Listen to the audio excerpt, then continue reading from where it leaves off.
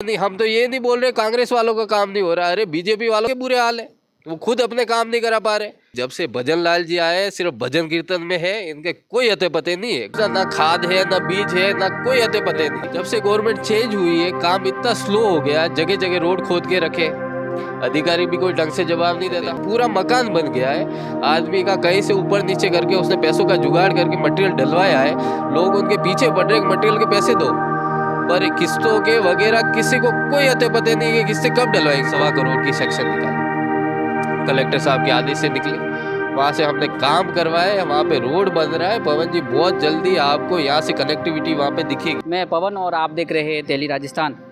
मैं अभी उदयपुर ज़िले के सायरा ब्लॉक के सेंबड़ ग्राम पंचायत में हूँ और सेंबड़ ग्राम पंचायत में यहाँ के उप सरपंच जयराज सिंह जी मिले हैं, उनसे इस यहाँ के विकास के मुद्दों पे बात करेंगे। इन्होंने इनके नेतृत्व में कितने काम हुए और यहाँ पे हमने एमजी का कूड़ा की जो सर्वे करी थी उसमें सबसे ज़्यादा समस्या आई थी पानी को लेके। वहाँ के लोगों ने बताया कि यहाँ पे पानी की समस्या सबसे ज़्यादा है। हालांकि हैंडपम्प भी वहाँ पे थे पर किसी हैंडपम्प में फ्लोराइड आ रहा था, तो कैसे क्या रही सर वहाँ की स्थिति?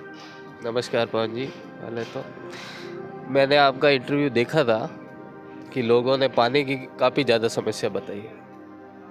समस्या हालांकि है, अपन मना नहीं करते उस चीज़ का, पर जब अपने कांग्रेस गवर्नमेंट थी तब पीएचडी विभाग वो हेडपम्प वाला जो टेंडर था, तो उस टाइम पे हमने गाड़ी बुलाई थी हेमजीगुड़ा में, हमने 5 हेडपम्प करा चुके हम। उसके बाद गांव की जो वेरी है आपने वो भी दिखाई थी, उसमें भी हम 3 लाख की सेक्शन हमारे पंचायत से करवाई थी, उसमें भी हमने रख रखाव का काम किया, अंदर से गहराई करवाई है और पानी की कोशिश हमने करी है कि जनता को फायदा दिला सके।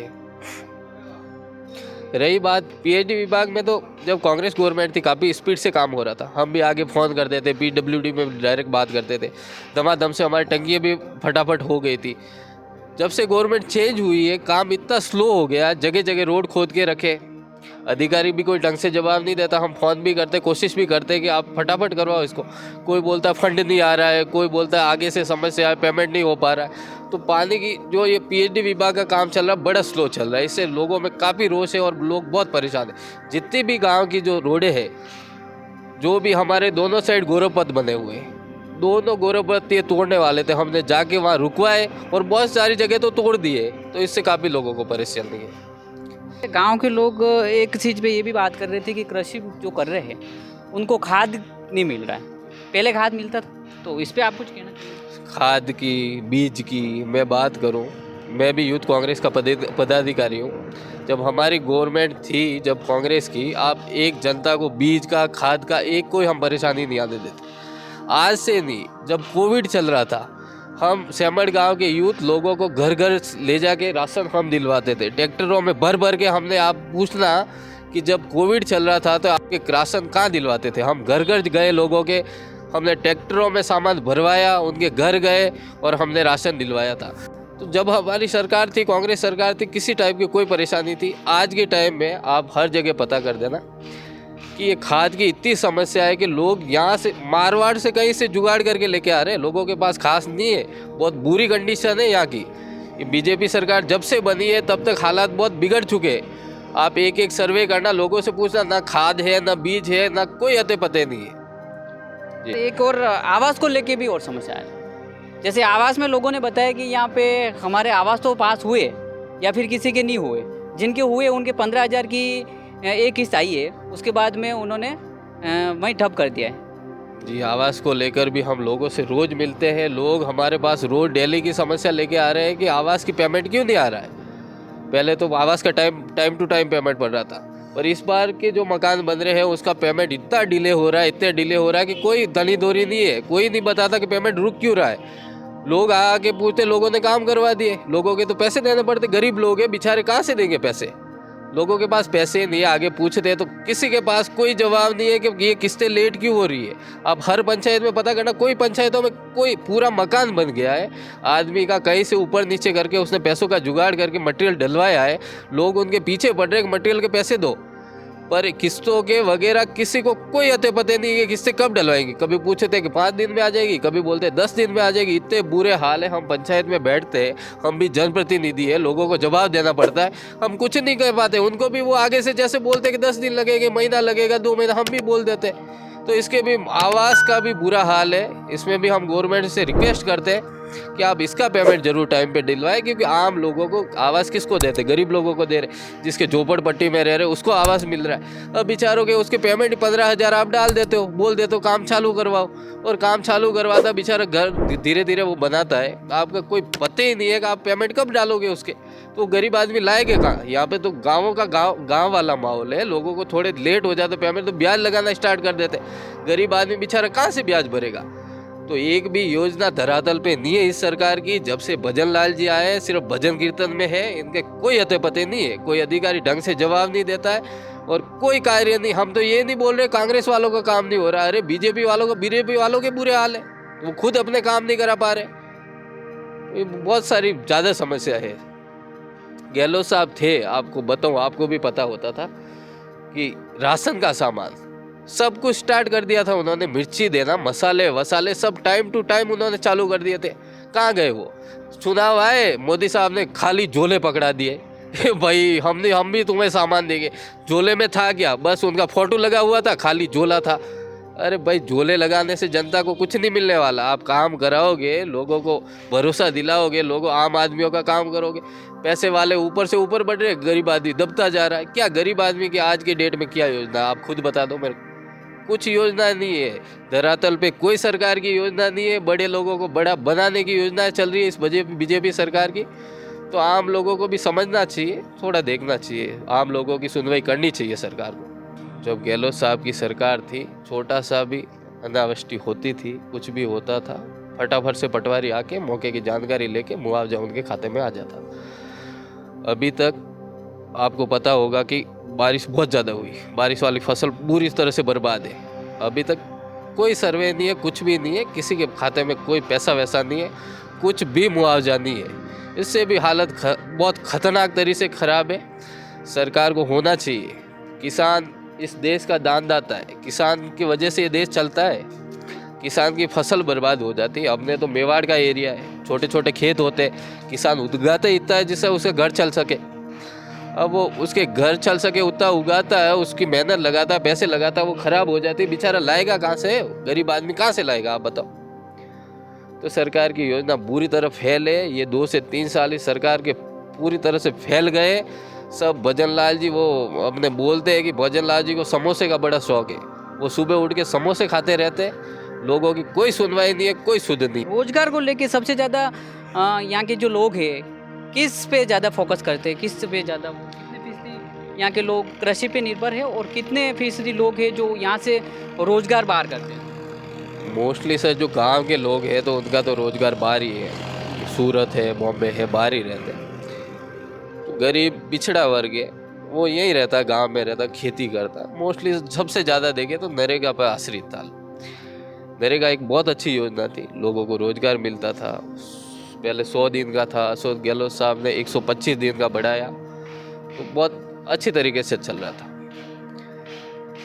जब से आपको पता हो तो ये नाम चेंज किया है, नाम भी चेंज कर दिया। नरेगा का पता नहीं क्या जी राम जी पता नहीं क्या नाम रखा, वही जाने, भगवान जाने क्या नाम रखा। उसके बाद उन्होंने पूरा उसका जो मोटा मोटी अपन बोले कि जो एक योजना थी जिसका पैसा केंद्र से आता था, 90% पैसा केंद्र से आता था, 10% राज्य सरकार को मिलाना पड़ता था। अभी उन्होंने ये कर दिया है कि 40% तो राज्य सरकार, आप पहले पैसा मिलाओ, पैसे दो, कि कोई प्रपोजल आता है किसी काम का, 40% पहले राज्य सरकार देगी, 60% हम बाद में आपको डालेंगे। राज्य सरकार के पास तो ये भी पैसा नहीं है कि 4-7 साल तक का पेमेंट बाकी है मटेरियल का। 4-7 साल जो पंचायत काम करवा रही, 4 साल से पैसा नहीं आया, इतने बुरे हाल है। और ये बीजेपी सरकार है, ये एक बार पेमेंट हुआ है सिर्फ मटेरियल का। आप क्या बात करते हो, केंद्र का पैसा आता है फिर भी आप पंचायतों को नहीं डाल पा रहे हो, तो आप 40% कहाँ से मिलाओगे। इस नरेगा का तो बुरा हाल कर दिया। जगह जगह कांग्रेस पार्टी इस पे धरना प्रदर्शन कर रही है। लोगों के घर घर जाके बता रही है कि नरेगा आपने ख़त्म कर दी पूरी तरह से। आम लोग, आप गरीब बेचारा काम करने जाता है, उसको रोजगार मिलता है, ये नरेगा तो ये आसरा था उसका, पूरी तरह से ख़त्म कर दी। 40% पैसा राज्य सरकार कब मिलाएगी? राज्य सरकार तो दे ही नहीं पा रही है, केंद्र सरकार पूरे पैसे डाल रही है, राज्य सरकार तो उसका पैसा जो पंचायतों को अलॉटमेंट करना वो भी नहीं हो रहा है राज्य सरकार से। तो हमारे कारीगर मेट का पेमेंट जब गहलोत साहब की सरकार थी ज़्यादा से ज़्यादा 3 महीना 4 महीने में पेमेंट हो जाता। आज की डेट में आप पता करना, कारीगर मेट का 1-1 साल से पेमेंट नहीं हो रहा है। कहाँ से खाएगा, कहाँ से सामान लाएगा वो? और ये पता नहीं केवाईसी निकालते, कभी इसकी केवाईसी कभी इसकी केवाईसी। अभी तो पहले जॉब कार्डों की केवाईसी कराई कि जॉब कार्ड आप केवाईसी कराओ, किसी का उसके फिंगर नहीं आ रहा है, किसी की आंखें नहीं आ रही, उसमें बहुत सारे नाम कट गए। अब बोलता है खाद्य सुरक्षा में भी आप केवाईसी करो। खाद्य सुरक्षा में भवन जी केवाईसी करने का मतलब सीधा सीधा ये हो रहा है, आप बाहर होंगे, कहीं सूरत काम कर रहा है किसी गरीब आदमी का बच्चा, तो उसका फिंगरप्रिंट नहीं लगेगा, उसको राशन नहीं मिलेगा।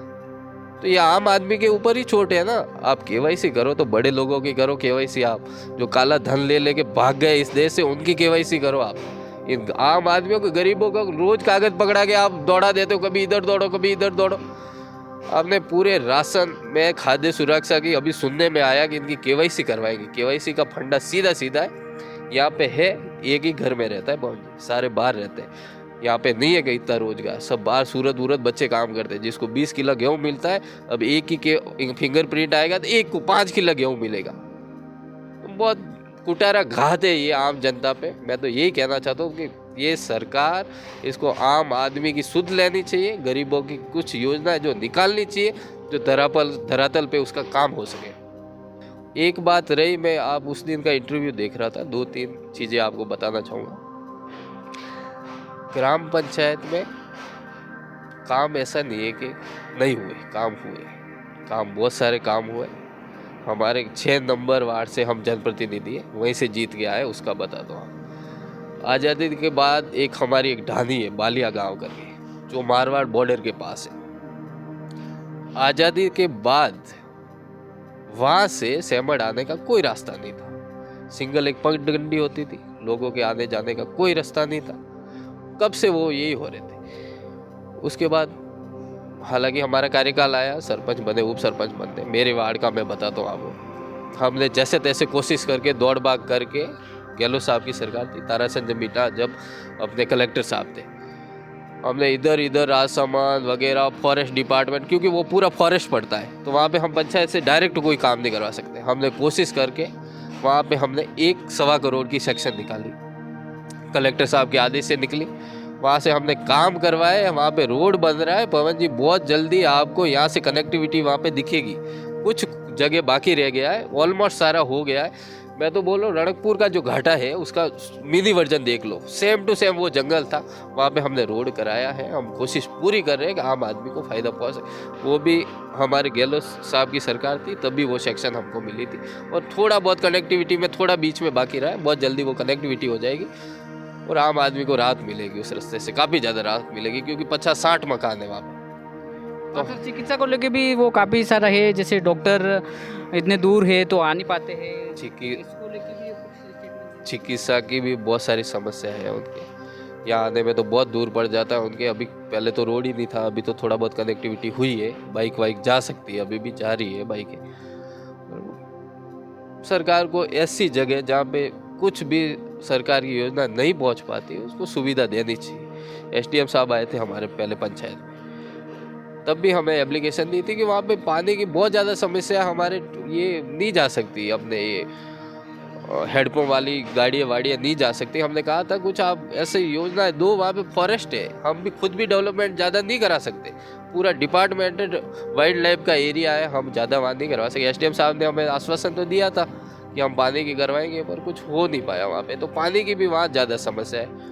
तो सरकार से हम तो यही कहते हैं कि वहाँ कुछ पानी का कुछ हो जाए तो उनकी भला हो जाएगा। पंचायत लेवल पे भी इस पे कुछ फोकस किया चाहते हैं? हाँ, पंचायत से तो हमारी कोशिश कर रही है, हम जगह जगह जा रहे हैं, उनके लिए पूरी कोशिश कर रहे हैं। हमने जहाँ पे आवास बने हुए उनकी पट्टों की फाइल भी मांगी है, पट्टों की कोशिश कर रहे हैं कि उनको पट्टे भी मिल जाए फॉरेस्ट का कलेक्टर के थ्रू।